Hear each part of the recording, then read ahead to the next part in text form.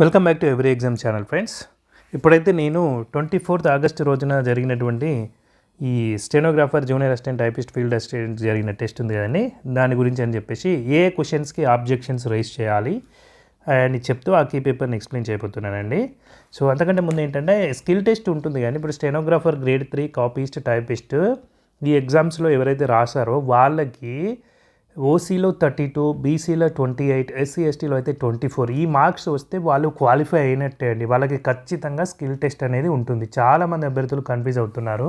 అంటే నేను క్వాలిఫై అయ్యానా, నేను ఆర్డర్ ఆఫ్ మెరిట్లో ఉన్నానా, నాకు మళ్ళీ పిలుస్తారా పిలవరా అని చాలామంది కన్ఫ్యూజ్ అవుతున్నారు. అలా ఏం లేదండి. వాళ్ళకి ఎందుకు అంటే వాళ్ళకు మెరిట్ లిస్ట్ అనేటువంటిది ఓన్లీ స్కిల్ టెస్ట్ బేస్ మీదనే తీస్తామని నోటిఫికేషన్లో క్లియర్గా మెన్షన్ చేశారండి. So skill test order of మెరిట్లో స్కిల్ టెస్ట్తోనే వాళ్ళకు జాబ్ అనేది సెలెక్షన్ అనేది ఉంటుంది. అంటే ఇప్పుడు రాసింది జస్ట్ ప్రిలిమినరీ లాగా, అంటే దీని స్కోర్ అనేది మీకు ఎవరికి అవసరం లేదు ఇక్కడ జాబ్ సెలెక్షన్లో. సో ఓసీకి 32, బీసీకి ఒకవేళ 28, రైట్, ఎస్సీ ఎస్టీ వాళ్ళకైతే 24. సో వాళ్ళు ఇచ్చిన కేటగిరీస్ ప్రకారంగా ఇవి కంటే పైన వచ్చిన వాళ్ళందరూ ఎవరండి, ఓన్లీ 3 పోస్టులకండి. Stenographer grade 3, copyist, typist. వీళ్ళు ఇంకా టైపింగ్ అనేది ప్రాక్టీస్ చేసుకోవాలండి కంపల్సరీగా.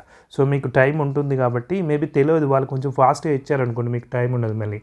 సో మీరు ఆల్రెడీ టైపింగ్ వచ్చే ఉంటుంది, బట్ ఎందుకంటే ఎంత వచ్చినా అండి టైం మీద వెళ్ళిన తర్వాత చాలా మనం బ్లంట్ అయ్యే అవకాశం ఉంటుంది. సో అందుకని మీరు ఏం చేయాలంటే ఇప్పటి నుంచే టైపింగ్ అనేది మళ్ళీ ప్రాక్టీస్ చేసుకోండి ఈ 3 ఎగ్జామ్స్కి సంబంధించిన వాళ్ళు. అండ్ ఇంకొక విషయం ఏంటంటే నేనైతే 60+ దాకా ఉంటుంది అనుకున్నానండి స్కోర్ చాలామందికి, కానీ అలా లేదండి. దాదాపుగా తక్కువే ఉన్నారండి, 60+ తక్కువే ఉన్నారు. ఇంకా 70+ అయితే వెరీ రేర్గా ఉన్నారండి. సో కట్ ఆఫ్ అనేది నేను జనరల్గా ఏంటంటే 60+ ఉంటుంది అనుకున్నానండి, రైట్, 60 to 65 అలా అనుకున్నాను ఫస్ట్. బట్ ఇప్పుడు అభ్యర్థులు నేను నిన్న చేసిన వీడియోకు అందరూ ఇచ్చిన రెస్పాన్స్ బట్టి చూస్తే సో అసలు 55 to 60 రావచ్చు అని అనిపిస్తుందండి. ఇది జనరల్ కట్ ఆఫ్. సో మిగతా వాళ్ళు ఇంకొక 5 మార్క్స్ తగ్గించుకోవచ్చు. సో 50 to 55 అనుకోవచ్చు. అండ్ మళ్ళీ వేకెన్సీస్ని బట్టి, మళ్ళీ పేపర్ డిఫికల్టీని బట్టి, మళ్ళీ షిఫ్ట్స్ ఉన్నాయి కదండి, 1 year తర్వాత మళ్ళీ నార్మలైజ్ అయిన తర్వాత మార్క్స్ కొంతమందికి యాడ్ అవ్వచ్చు, కొంతమందికి డిలీట్ అవ్వచ్చు. సో 1 or 2 డిఫరెన్స్, 2, 3, 5 వరకు కూడా కొంతమందికి డిఫరెన్సెస్ వచ్చాయని అంటున్నారు. లాస్ట్ టైం 53 వచ్చిన అభ్యర్థికి కూడా హార్డ్ షిఫ్ట్ అవ్వడం వల్ల నార్మలైజ్ అయిపోయిన తర్వాత అతనికి 60 మార్క్స్ వచ్చి జాబ్ వచ్చిన సందర్భాలు కూడా ఉన్నాయని చెప్తున్నారండి.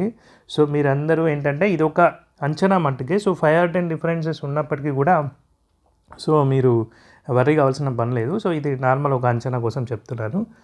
అండ్ ఇంకా నార్మలైజేషన్ అయిపోయి మీకు రిజల్ట్స్ వచ్చే వరకు ఇంకా ఫైనల్ ఇదని తెలుస్తుందండి.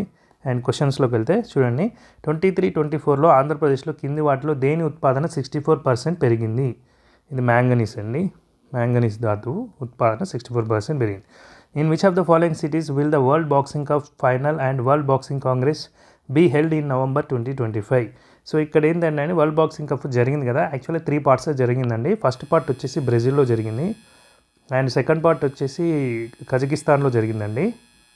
కజకిస్తాన్ యొక్క క్యాపిటల్ ఉంది కదా, అస్తానాలో జరిగింది. అండ్ థర్డ్ పార్ట్ వచ్చేసి ఫైనల్ అనమాట. సో ఫైనల్ వచ్చేసి ఇండియాలోని న్యూఢిల్లీలో జరగబోతుందండి.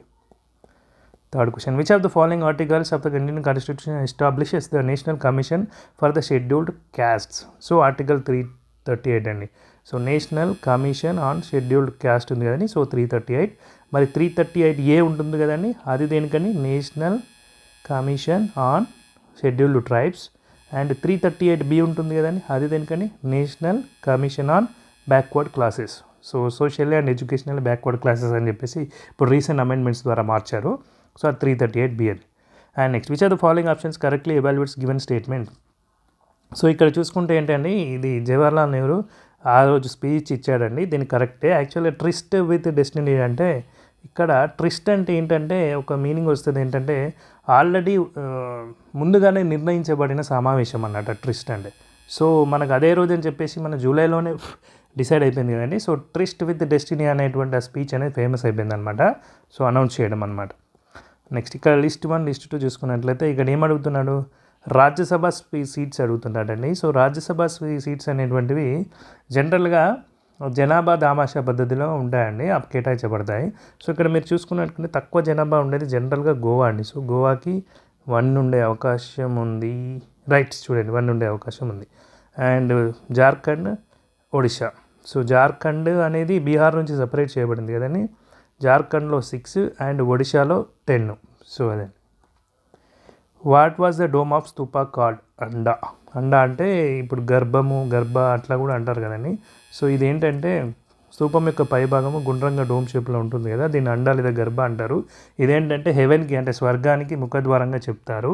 సో దాని ద్వారానే మన బర్త్ డెత్ అన్నీ ఈ హెవెన్లీ వరల్డ్ నుంచి మనం అర్త్ మీదకి వస్తాము అనే ఒక సూచికగా దాన్ని అండా అని అంటారనమాట. And next, which are the following achievements highest Guntur's performance is Swachh Survekshan 2023. So Swachh Bharat దాంట్లో క్లీనెస్ట్ సిటీగా మనకు లాస్ట్ దాదాపు 5 years నుంచి ఇండోరే వస్తున్నట్టు ఉందండి, రైట్. సో ఇది ఇండోరు, గుంటూరు కాదు. సో థర్డ్ది రాంగు, మిగతా 2 correct, only 1 and 2.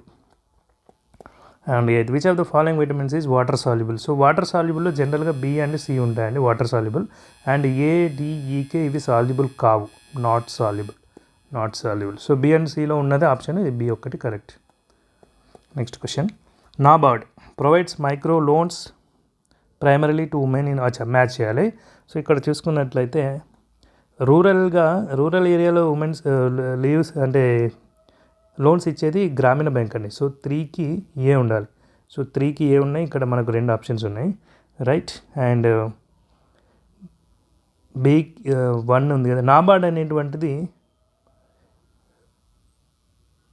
Bharat financial inclusion limited. NABARD అనేది జనరల్గా ఏంటంటే రీఫైనాన్స్ చేస్తుందండి, డైరెక్ట్గా మనకు అంటే రైతులకి కానీ డైరెక్ట్గా లోన్ ఇవ్వదు, బ్యాంక్స్కి రీఫైనాన్స్ చేస్తుంది. సో ఇక్కడ చూడండి, the micro finance institution is known as Bharat financial inclusion limited. ఇది టూకి అండి. సో చూడండి, 2కి ఇది B. సో 2కి B. సో ఇది కరెక్ట్. అండ్ నాబార్డ్కి వచ్చేసి first provides govt agency that provides financial support to micro financial institutions, చెప్పా కదండి. సో అదనమాట, నాబార్డ్ అనేది ఎప్పుడైనా రీఫైనాన్స్ చేస్తాయి.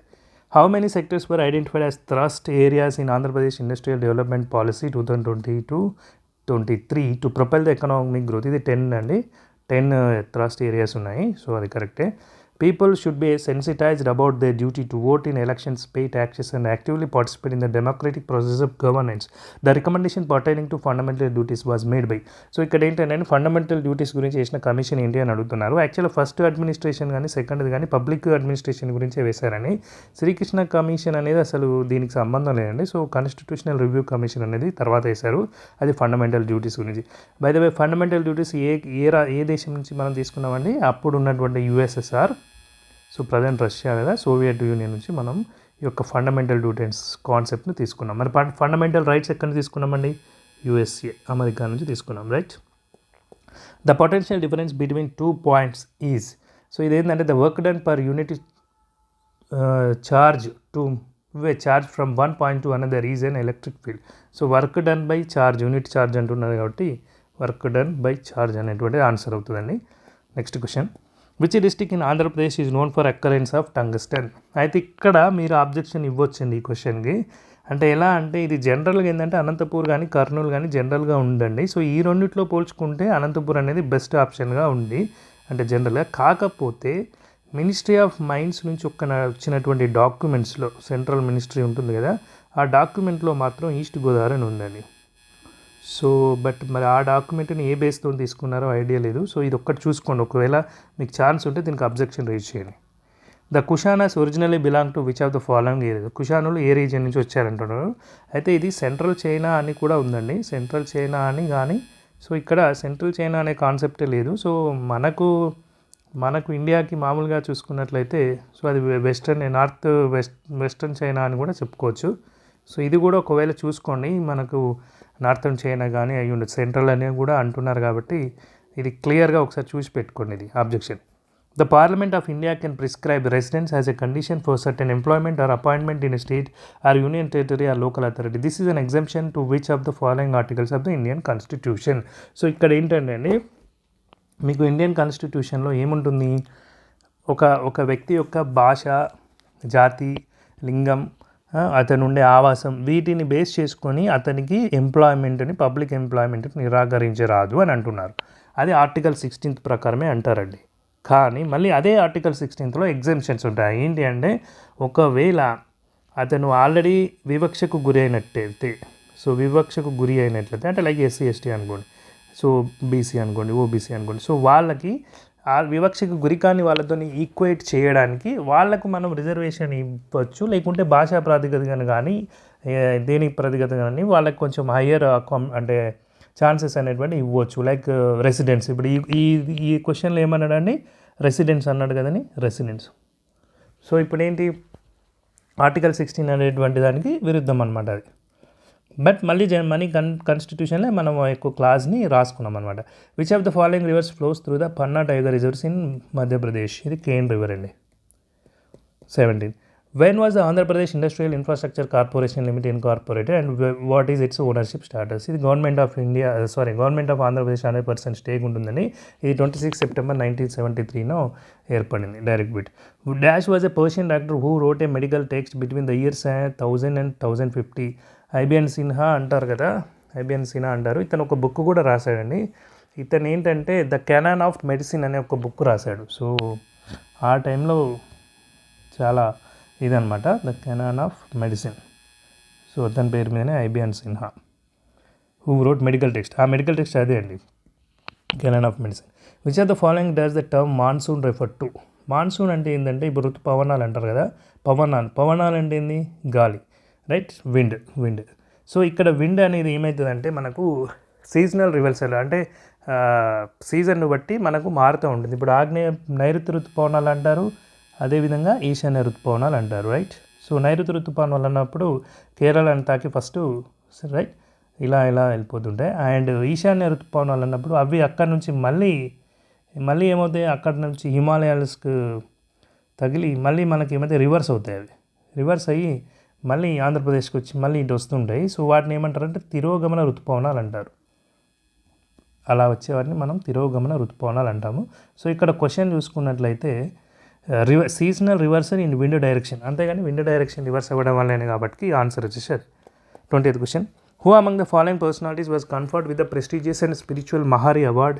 సో ఇది ఆనంది దాస్ మంగళ్ దాస్ అండి, అదితి మంగళ్ దాస్, కరెక్టే. ఏంటంటే మహరి అంటే అదొక డ్యాన్స్ అండి. వీళ్ళు ఎక్కడ అంటే పూరి జగన్నాథ్ టెంపుల్లో ఉంటారు, మహరీలు అని చెప్పి అంటారు వాళ్ళని. సో టెంపుల్ డ్యాన్సర్స్ అనమాట. సో వాళ్ళు ఇచ్చేటువంటి ఒక డ్యాన్సెస్కి ఇచ్చేటువంటి ప్రైజు ఇది. అదితి మంగళ్ దాస్ గారు, ఈమె కథక్ డాన్సర్ అండి, ఇతను కథక్ డాన్సర్. సో ఇతనికి అవార్డు అనేది రావడం జరిగింది. కొంచెం పేపర్ డిఫికల్టీ మోడరేట్ నుంచి డిఫికల్టీ ఉందని చెప్పాలని, చాలా క్వశ్చన్స్ అలాగే ఉన్నాయి. సో అందుకనే మీకు కట్ ఆఫ్స్ తగ్గుతున్నాయి. కొంచెం హార్డ్ పేపర్ అనే చెప్పొచ్చు, moderate to hard. When does the north east monsoon typically enter Andhra Pradesh. North east అన్నాడు కదండి, నార్త్ ఈస్ట్ అంటే ఏంది, ఈశాన్యం. సో ఇక్కడ నుంచి జూన్లో వెళ్ళిన నైరుతి పవనాలు మళ్ళీ తిరోగమనమై మళ్ళీ ఇక్కడ వస్తాయి, అది ఎప్పుడు అక్టోబర్లో వస్తాయి. Which was the following is not correctly matched in respect of AI tools. So AI టూల్స్లో చూసుకున్నట్లయితే ఇక్కడ XAI గ్రోక్ మన ఇలాన్ మస్క్ గారిది, right. And chat GPT open అయ్యి అందరికీ తెలిసిందే, ఇది విప్లవాత్మకమైన అడుగు తీసుకొచ్చినటువంటిది. అండ్ జెమినీ గూగుల్ అందరికీ తెలిసిందే. కోపైలట్ మైక్రోసాఫ్ట్ ఉంటుంది. సో కొన్ని గుర్తుపెట్టుకోండి. ఇక్కడ క్లాడ్ వచ్చేసి ఆంథ్రోపిక్ అని ఉంటుందండి, సిస్కో వాళ్ళది కాదు. సో ఇప్పుడు ఆల్రెడీ చాలా ఏఎస్ వచ్చేసినాయండి, చాలా ఏఎస్. Match the following columns. Okay, constitutional amendment act, scheduled tribes amendment act 2023. So ఇది మరీ ఇంత డెప్త్ క్వశ్చన్ ఇస్తాడని ఎక్స్పెక్ట్ చేయాలండి. A2 B3 C1. సో అదే కరెక్టే అండి ఆన్సర్ ఇది. ఇక్కడ ఫస్ట్ ఛత్తీస్గఢ్ రిలేటెడ్గా ఉంటుంది, తర్వాత హిమాచల్ ప్రదేశ్ రిలేటెడ్గా, ఇది 3rd అమెండ్మెంట్ వచ్చేసి హిమాచల్ ప్రదేశ్, 5th అమెండ్మెంట్ వచ్చేసి ఛత్తీస్గఢ్. అండ్ ఇది ట్రైబ్స్ వచ్చేసి ఇక్కడ మహరా అని ఉంటుంది కదా, సో దానిదండి C1. సో ఇది correct. 24th. Who wrote a popular Telugu patriotic song, దేశమును ప్రేమించుమన్నా మంచి అన్నది పెంచుమన్నా. సో ఇది ఎవరు, గురజాడ అప్పారావు గారు రాశారు. సో ఇది దాదాపు అందరూ పెట్టే ఉంటారు ఈ question. What was the name of the movement launched in 1972 in the Andhra region. Andhra రీజియన్లో వచ్చిన మూమెంట్ ఏంటంటే ఇక్కడ జై ఆంధ్ర మూమెంట్ వచ్చిందండి. అప్పుడు ఏంటంటే ఇదే మన సిక్రీ అనుకుంటా సుప్రీంకోర్టు న్యాయమూర్తిగా ఉన్నప్పుడు ఇది ముల్కీ రూల్స్ అనేటువంటిది న్యాయబద్ధమే, చట్టబద్ధమే, కాన్స్టిట్యూషనల్ అని ఒక ఇది వచ్చింది. సో అప్పుడు ఉవ్వెత్తిన వెగిసింది జై ఆంధ్ర ఉద్యమం. ఆ టైంలో ఏంటంటే ఇందిరాగాంధీ గారు మనకేంటి 6 పాయింట్ ఫార్ములా ఇచ్చారు కదండి. సో 6 పాయింట్ ఫార్ములా ఇచ్చేసి ఈ యొక్క ముల్కీ రూల్స్ తీసేసి ప్రెసిడెన్షియల్ ఆర్డర్స్ రాష్ట్రపతి ఉత్తర్వులు అంటారు కదా 1975లో వచ్చాయి. దానికి మార్గమం అనేది సుగమం చేశారు. అండ్ అదేవిధంగా సెంట్రల్ యూనివర్సిటీ కూడా ఏర్పాటు చేశారండి హైదరాబాద్లో. సో 1974లో సెంట్రల్ యూనివర్సిటీ కూడా వచ్చింది కదండి. సో జయేంద్ర మూమెంట్ తదుపరి పరిణామాలు అన్నమాట ఈ 6 point formula. Next, which of the following is the central and state governments share in the funding of the Paramparagat Krishi Vikas Yojana in the north eastern and hilly states.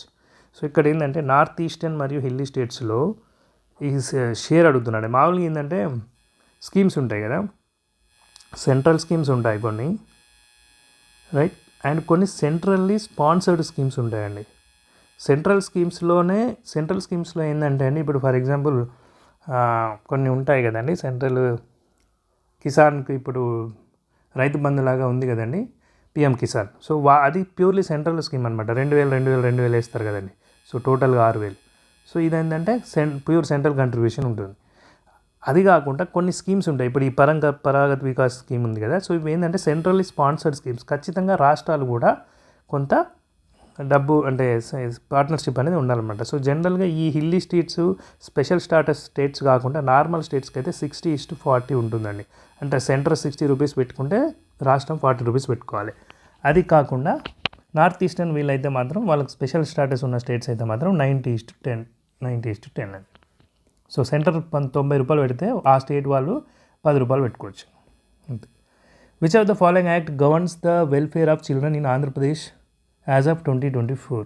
So ఇది direct bit అండి. Andhra Pradesh act 1979, children act 1997. What was the name of the large scale mock drill conducted by India on 31st May 2025. ఇది operation shield అండి. Shield అంటే ఏంది తెలుసు కదండి, రక్షణ కవచం అన్నట్టు.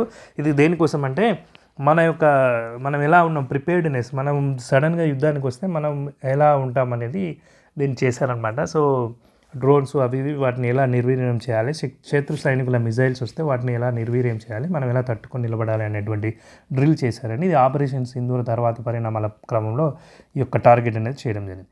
Where has the Indian meteorological department installed a new X band radar in October 2024. So ఇది వయనాడ్ అండి, కేరళ. నెక్స్ట్ ఇంకొకటి భువనేశ్వర్లో కూడా ఉందనుకుంటా అండి, బట్ October 2024లో మాత్రం first Wayanad. The Jagananna civil services Protsahan scheme, a financial assistance scheme launched by the Andhra Pradesh government has been renamed as. So ఇక్కడ చూసుకుంటే ఇది సివిల్ సర్వీసెస్ స్కీమ్ కదండి, దీని ఇన్సెంటివ్ ఫర్ సివిల్ సర్వీసెస్ అని మార్చారు. ఇక్కడ వైఎస్ఆర్ కళ్యాణ మస్తు స్కీమ్ నేమో చంద్రన్న పెళ్లి కానుకగా మార్చారండి. వైఎస్ఆర్ విద్యోన్నతి స్కీమ్ నేమో ఎన్టీఆర్ విద్యోన్నతి అని మార్చారు. సో ఈ సివిల్ సర్వీసెస్ దాంట్లో మాత్రం పేరు తీసుకురాలేదు, direct incentive for civil service అన్నారండి. Which are the following schemes was announced during May 2020. ఇది ఆత్మనిర్భర్ భారత్ అనేది ఉంది కదండి, ఇది 2020 మేలో వచ్చిందండి. Next question, what percentage of subsidy was provided for ground rent when participating in international trade fairs in Andhra Pradesh. So ఇది నాకు కూడా ఐడియా లేదండి, ఇది నేను చూశాను కానీ ఎక్కడ నాకు దొరకలేదు. 0.3% అంటున్నారు, చూసుకోండి ఒకసారి. Article 20 of the constitution of India states that no person shall be prosecuted and punished for the same offence more than once. అదే ఒకే శిక్షకు ఒకే నేరానికి 2 సార్లు శిక్ష విధించకూడదు అని అంటారని, దీన్నే నో డబుల్ జెపార్డీ అంటారు. Who founded the theosophical society in India and started the home relieve అని బిసెంట్. సో ఇది డైరెక్ట్ బిట్ అండి. Which of the following statements regarding the Jallianwala Bagh incident that happened in 1999 in India is incorrect? So ఇక్కడ జలియన్వాలా బాగ్లో వాళ్ళు ఏంటంటే అండి, అక్కడ Vaisakhi festival ఉంటుంది. So దాని గురించి అని వచ్చి ఉంటారు. అదేవిధంగా ఒక ఇద్దరిని అప్పుడు రౌలత్ చట్టం ద్వారా ఇద్దరిని గృహ నిర్బంధం చేస్తారు కదా, దాని గురించి మాట్లాడుకోవడానికి వస్తారు తప్పితే బ్రిటిష్ గవర్నమెంట్కి అగెనిస్ట్గా రివోల్ట్ చేయడానికి రారు. ఇక్కడ నాట్ అన్నాడు కాబట్టి దట్ హ్యాపెన్ ఈజ్ ఇన్కరెక్ట్ అన్నాడు కాబట్టి ఇది answer. Match the following terms in their purposes. Bharat Nirman అంటే development of rural infrastructure. Special economic zones అంటే attract foreign investment with economic benefits, correct. Private public partnership అంటే అంతేగాని గవర్నమెంట్ ప్రైవేట్ సెక్టర్తో ఇవి direct ఇచ్చాడండి, same ఇచ్చాడు. బిల్డ్ ఆపరేట్ ట్రాన్స్ఫర్ అంటే first build చేయాలి, తర్వాత ఆపరేట్ చేసుకొని కొద్దిగా ప్రాఫిట్ తీసుకోవాలి, తర్వాత మళ్ళీ అది గవర్నమెంట్కి ట్రాన్స్ఫర్ చేయాలి. సో ఇప్పుడు L&T మెట్రో ఇవి అలాంటి బిల్డ్ ఆపరేట్ ట్రాన్స్ఫర్ లాగానే కదండి. So which are the following drone companies was involved in sanitation works in Andhra Pradesh. So అప్పుడు చాలా వచ్చాయండి, 10 డ్రోన్ కంపెనీస్ దాకా వచ్చాయి. బట్ ఐఐటి హైదరాబాద్లో ఇంక్యుబేట్ అయినటువంటి డ్రోన్ కంపెనీ మాత్రం కోప్టార్స్ అండి. 38 which of the following mountain ranges is known as Garhwal Himalayas. అయితే చాలామంది శివాలిక్ అని కూడా అంటున్నారని, బట్ నాకు తెలిసినంత వరకు అయితే ఇది శివాలిక్ అనేది కాదండి, హిమాద్రియే కరెక్ట్. ఎందుకంటే శివాలిక్ అనేటువంటి ఏంటంటే ఫుట్ హిల్స్ అంటారు, హిమాలయాల ఫుట్ హిల్స్ అంటారు అవి. బట్ గర్వాల్ రీజియన్ ఏంటంటే గర్ అంటే కోటలు అనమాట. కోటలు కట్టే ఇది ఎక్కడ అంటే పీక్స్లో కడతారు అప్పుడు ఆ టైంలో. అండ్ ఇప్పుడు ఉన్నటువంటి గంగోత్రి, యమునోత్రి, బద్రీనాథ్, కేదార్నాథ్, ఉత్తరాఖండ్లో ఉన్నటువంటి వాటన్నిటిని కూడా గర్వాలని అంటారండి. సో ఇది హిమాద్రి అయి ఉంటుందని నా అభిప్రాయం అండి. Next, when did the Indian freedom warriors organise the peaceful Dandi March to protest against the British imposition of salt tax? Direct bit 1930. When were the rock cut Elephanta caves? ఇది అంత డైరెక్ట్ బిట్ అండి. 5 నుంచి 6వ శతాబ్దాల మధ్యలో Elephanta caves అనేటువంటి construct చేయబడ్డాయి. Next, select the proverb from the given options that best expresses the meaning of the situation. So ఇక్కడ చూసుకున్నట్లయితే, after following the entrance exam twice, Meera spent her savings on expensive coaching class that had no proven track record. అసలు prove చేయబడిన track record లేనటువంటి coaching క్లాస్ని తీసుకుందంటే, అది కూడా ఎక్స్పెన్సివ్గా. అంటే ఆమె ఏంది ఒక టెన్షన్లో ఉంది, ఏంది 2 సార్లు కూడా తప్పింది, అంతేనా, ఆ ఎగ్జామ్ తప్పింది అంటే ఫెయిల్ అయింది. సో అందువల్ల ఆ టెన్షన్లో ఒక బ్యాడ్ డెసిషన్ తీసుకుంది, రైట్. ఇక్కడ చూస్తే a drowning man will clutch at a straw, అంటే నదిలో కొట్టుకోపోతున్న అతను గడ్డి పరకను ఆసరాగా పట్టుకున్నట్టు అనేటువంటి ఒక ఈడియం సందర్భంగా వచ్చిందండి. సో ఇది అనేటువంటిది ఇక్కడ సూటబుల్ అండి. స్టెరైల్ అంటే ఏంటండి, మనం స్టెరైల్ వాటర్ అంటాం కదా. సో దానికి ఏంటంటే ఎటువంటి ఈ గుణం ఉండదు అన్నమాట. సో ఫర్టైల్ అంటే సాయిల్, మంచి పోషకాలతో నిండినటువంటి ఇదనమాట ఫర్టైల్.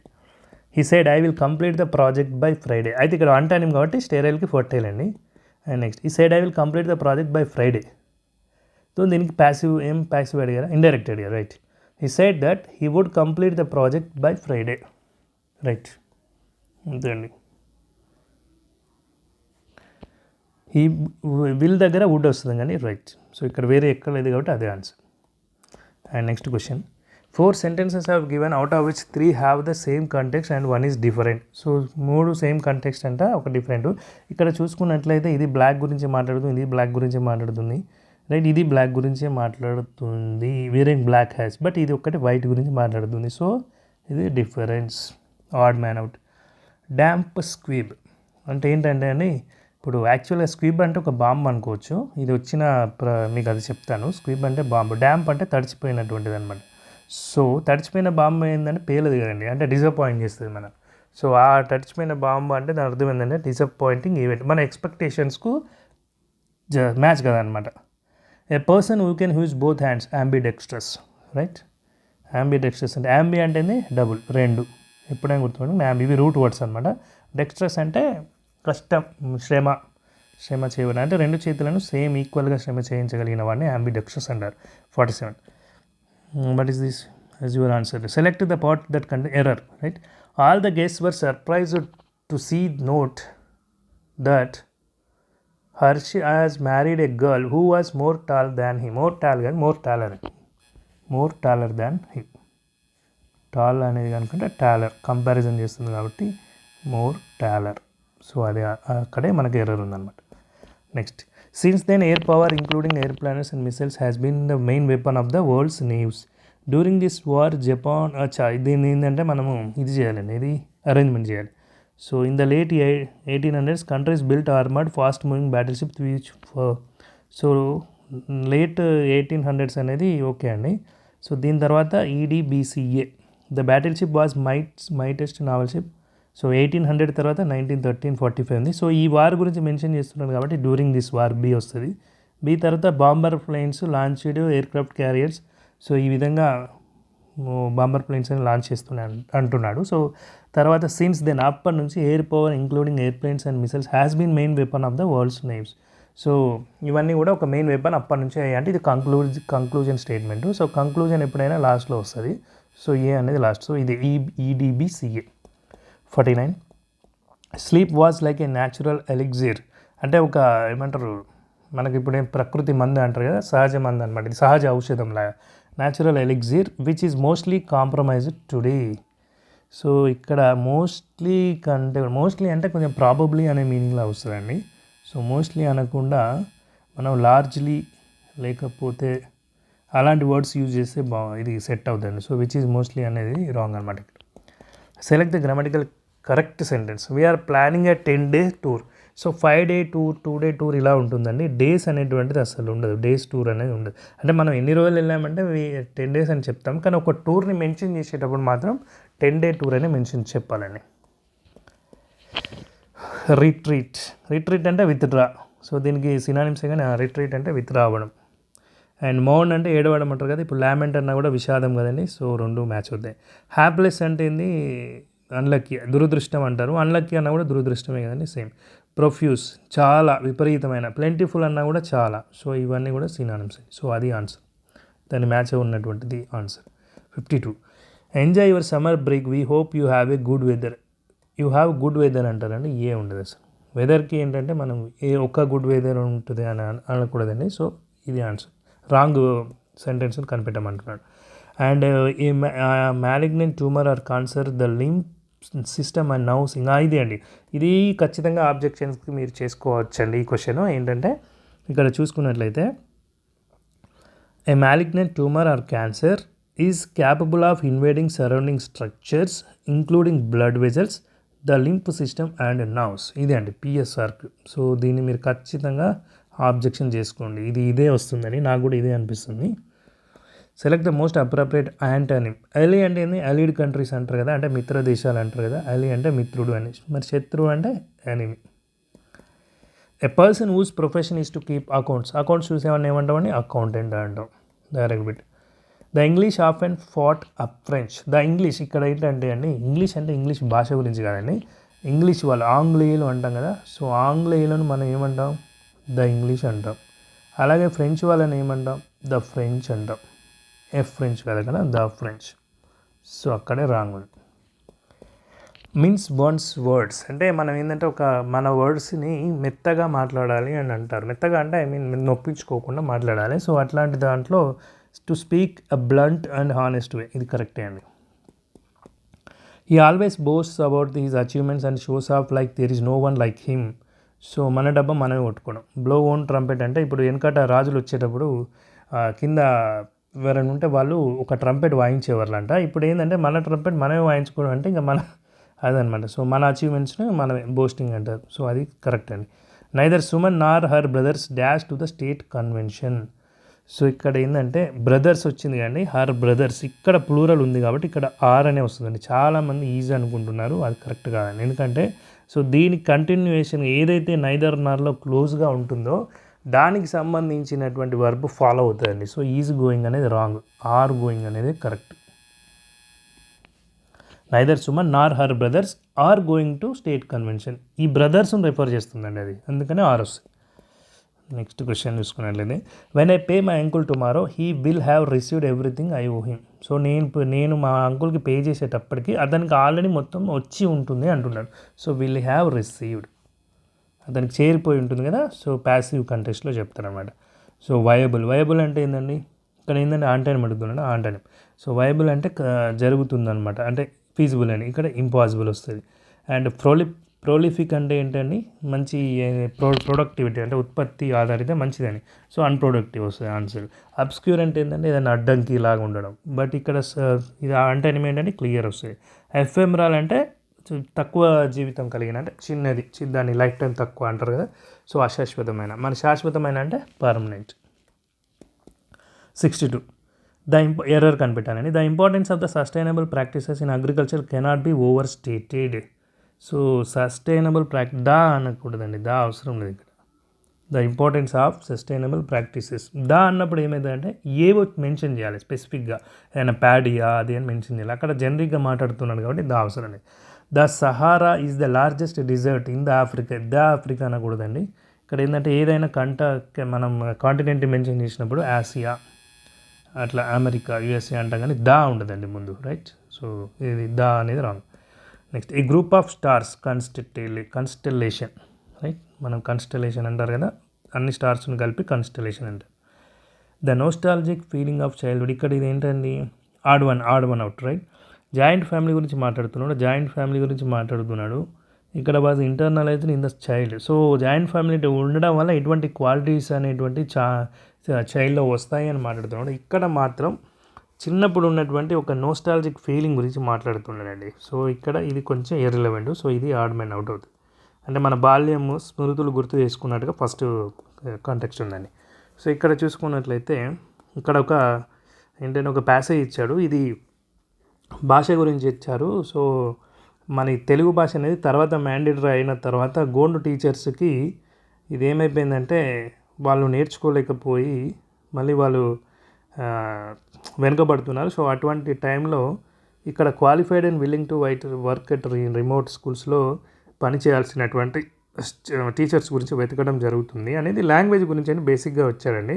సో ఇక్కడ చూసుకుంటే changes in tribal education, language and policy issues కరెక్టే అండి. సో మీరు ఒక టోటల్గా చదివితే మీకు అర్థమైపోతుంది. ఇన్ కేస్ మీకు ఏమైనా డౌట్స్ ఉన్నా కూడా నాకు కింద కామెంట్ సెక్షన్లో అడగండి, నేను చెప్తాను. సో టోటల్ ప్యాసేజ్ అంటే చాలా టైం పట్టేస్తాను. And what was one of the significant challenges mention in the passage regarding the education of indigenous children. So difficulty in finding teachers, నేను చెప్పా కానీ ఇందాక ఇక్కడ ఉంది కదా, ఇక్కడే లాస్ట్ డిఫికల్టీ ఇన్ ఫైండింగ్, చూడు ఛాలెంజ్ ఆఫ్ ఫైండింగ్ టీచర్స్ అన్నారు కదా, హూ ఆర్ బోత్ రిలేటివ్లీ అదే మన ఫైండింగ్ టీచర్స్ని ఛాలెంజ్ అవుతుంది అంటే మనం కనిపెట్టలేకపోతున్నాం, దాని అర్థం difficulty in finding. Third question చూసుకున్నట్లయితే మ్యాండేటరీ ఇన్స్ట్రక్షన్ ఇన్ తెలుగు, ఫస్టే చెప్పాను కానీ సో గోండు ట్రైబల్స్లో తెలుగులో మ్యాండేటరీ ఇన్స్ట్రక్షన్ వచ్చిన తర్వాతనే వాళ్ళకు ఈ ప్రాబ్లం అనేటువంటిది చేంజ్ అవ్వడం అనేది జరిగింది. ఫోర్త్ క్వశ్చన్ చూసుకున్నట్లయితే tone of the passage. So ఇక్కడ ఇన్ఫర్మేటివే అనుకుంటున్నానండి, కొందరు అనలిటికల్ అంటున్నారు. బట్ ఏంటంటే ఫస్ట్ అసలు అప్పుడు ఎలా ఉండింది, తర్వాత తెలుగు భాష వచ్చినాక ఎలా ఉంది, సో ఇప్పుడు ఎలా ఉంది అని ఇన్ఫర్మేటివ్ లాగానే అనిపిస్తుంది నాకు కూడా. సో ఇది ఒకవేళ ఎవరైనా పెట్టాలనుకుంటే చూడండి, ఒకసారి కాన్ఫిడెంట్ ఉంటే పెట్టండి. Identify the antonym of the word mandatory. Mandatory అంటే ఏంటండి, ఖచ్చితంగా. ఆప్షనల్ అంటే ఏంటండి, ఖచ్చితంగా కాదు. సో మీ చాయిస్ ఉంటుంది అని అర్థం. సో ఇక్కడ కూడా ఒక ప్యాసేజ్ ఇచ్చారండి, ఇదేంటంటే సో ఒక ఏమంటారు పర్పాయిస్ అంటే ఇది డాల్ఫిన్ అనుకుంటా అండి. సో డాల్ఫిన్ బిహేవియర్ గురించి ఇచ్చాడు. అండ్ మోరార్లెస్ ఇక్కడ చూసుకున్నట్లే ఇక్కడ అన్నీ మీకు డబుల్ కోట్స్లో కనిపిస్తున్నాయి, చూసారా డబుల్ కోట్స్లో. సో ఇతనేమన్నాడు, ఇక్కడ ఇతనేమన్నాడు, సో ఇక్కడ చూడండి, ఇక్కడ ఇతనేమన్నాడు. సో ఈ డబుల్ కోట్స్లో ఉన్నప్పుడు ఏంటంటే అది నరేటివ్ కిందకు వస్తుంది, అంటే వాళ్ళు అనేటివ్ మనకు చెప్తున్నారన్నమాట, అంటే ఒక నరేషన్ లాగా వస్తుంది. సో ఇది నరేటివ్ అని నేను అనుకుంటున్నాను. నెక్స్ట్ చూస్తున్నట్లయితే ఇక్కడైతే మీకు ఒక మొత్తం మీద అయితే మన దీని బిహేవియర్ గురించి చెప్తున్నాడు. డాల్ఫిన్ బిహేవియర్ హ్యూమన్కి దగ్గరగా ఉంటాయి అని చెప్పేసి చెప్తున్నాడు. Second, in what year did Jill Baker have the encounter with porpoise. So ఇక్కడ ఉంది కదండి, direct 1955. Next question, what can be inferred about dolphins from the passage. So dolphins are known for their friendly behaviour towards humans, అంతే కదండి. So dolphins కొంచెం హ్యూమన్కి దగ్గరగా ఉండేటువంటి. Identify the structure of the passage, నేను ఇందాక చెప్పాను కానీ narrative. Next, which word best describe the antonym of incredibly, అసాధారణంగా. మరి సాధారణంగా అంటే నార్మల్లీ, యాంటానిమ్ కదండి. సో యాంటానిమ్. ఇది కూడా ఇంకొక ప్యాసేజ్, అది fill in the blanks type. చూడండి ఇక్కడ ఏంటంటే ఒక కొంగ అక్కడ ఉన్నటువంటి వేరే ఫిష్కి వీళ్ళకి ఏమని చెప్తుందంటే ఈ పాండ్ ఎండిపోతుందని చెప్పేసి మిగతా వాటిని నేను వేరే పాండ్లో వదిలిపెడతానని చేపలను మోసగించి వెళ్ళి తినేస్తుంది అనమాట. చిన్నప్పుడు తెలిసిన కథనే. ఇక్కడ చూసుకున్నట్లయితే గ్రే వీకర్ యాజ్ ఈ grow older he dash A plan, ఒక ప్లాన్ చేశాడనమాట. ఎవరు, కొంగ. ఏం ప్లాన్ తయారు చేయడం అంటే డివైస్, ఒక ప్లాన్ డివైస్ చేయడం కదండి. Next, predicting a looming famine that would dash the pond's inhabitants. అంటే ఏమంటుందంటే ఒక కరువు వచ్చేసి ఇక్కడ ఉన్నటువంటి నీళ్ళన్నీ ఎండిపోతాయి, సో మనము చచ్చిపోతామని చెప్పేసి చెప్తారనమాట. డెసిమేట్ అంటే ఆ డెసిమేట్ అంటే ఏంటంటే నిరోధించడం, లైక్ నెగిటివ్ అనమాట. ఏంటి, అక్కడ ఉన్నటువంటి గృహస్థులందరినీ తగ్గింపు చేయడం అనమాట డెసిమేట్ అంటే. నీళ్ళు ఎండిపోతాయి కాబట్టి తగ్గింపు చేయడమే కదా, తగ్గిపోతాయని. The crab mistrustful of the crane question the cranes dash for seed. దాని యొక్క ముఖాన్ని కనిపెట్టింది. ఎటువంటి ముఖాన్ని అంటే డిసీట్ఫుల్, మోసపూరితమైన ముఖాన్ని కనిపెట్టింది. ఎవరు కనిపెట్టారు ఇక్కడ? ఒక క్రాబ్, పీత. Select the most appropriate option to fill blank. 4 కదా, 4లో చూడండి. సో కనిపెట్టిన వెంటనే పీత ఏం చేసింది? Using its claws to defeat the crane and dash its own survival. So తన యొక్క సర్వైవల్ని సెక్యూర్ చేసుకుంది, అంటే తను బతికింది అని. Returning to the pond, the crab regaled the fish with the tale of its daring dash over the duplicitous crane. Duplicitous crane అంటే దొంగ, అంటే డబుల్ స్టాండర్డ్స్ అంటారు కదా. సో అట్లాంటి డూప్లికేట్ స్టాండర్డ్స్ ఉన్నాయి. అంటే ఇక్కడ ఒక మాట, అది అక్కడ పోయినాక వాళ్ళని తినేస్తుంది కదా చేపలని. సో దాని గురించి చెప్పి నేను ఒక అద్భుతమైన విజయాన్ని సాధించానని చెప్పేసి ఈ చేపలందరికీ చెప్తుంది. మీరు దాని మాటలు నమ్మకండి అని. సో ఇక్కడ విజయం సాధించడం అంటే ట్రయంప్, అంతే కదా, ట్రయంప్. సో అప్రోప్రియేట్ వర్డ్స్ అని ఇవన్నమాట. సో ఇదండి పేపరు. మీరు కూడా మీకు సంబంధించిన ఏ షిఫ్ట్కి ఎక్స్ప్లెనేషన్ కావాలో, దేనికి ఆబ్జెక్షన్స్ రేస్ చేయాలని అనుకుంటున్నారో మొత్తం దానికి సంబంధించి కూడా నాకు మీ జీమెయిల్కి పంపించండి. నేను కింద డిస్క్రిప్షన్లో మెయిల్ ఐడి ఇస్తాను, కామెంట్ బాక్స్లో కూడా ఇస్తాను. సో ఎవరెవరికైతే ఏ సెక్షన్ కావాలో చెప్పండి. నేను మళ్ళీ రేపు కూడా ఒక వీడియో చేస్తాను ఈ విధంగానే. ఓకే అండి, that's the end of the video. Thank you friends. మీకు కనుక ఈ వీడియో నచ్చినట్లయితే ఒక లైక్ చేయండి. అదేవిధంగా ఎవరికైతే ఈ వీడియో యూజ్ ఉంటుందో వాళ్ళకి షేర్ చేయండి. అండ్ కొత్త జాబ్ అప్డేట్స్ కోసం వెయిట్ చేస్తున్న ప్రతి ఒక్కరూ సబ్స్క్రైబ్ చేసుకొని చూడండి. బెల్ ఐకాన్ క్లిక్ చేయండి, మీకు జాబ్ అప్డేట్స్ అందుతాయి. అండ్ టెలిగ్రామ్ గ్రూప్స్లో కూడా జాయిన్ అవ్వండి. Thank you friends.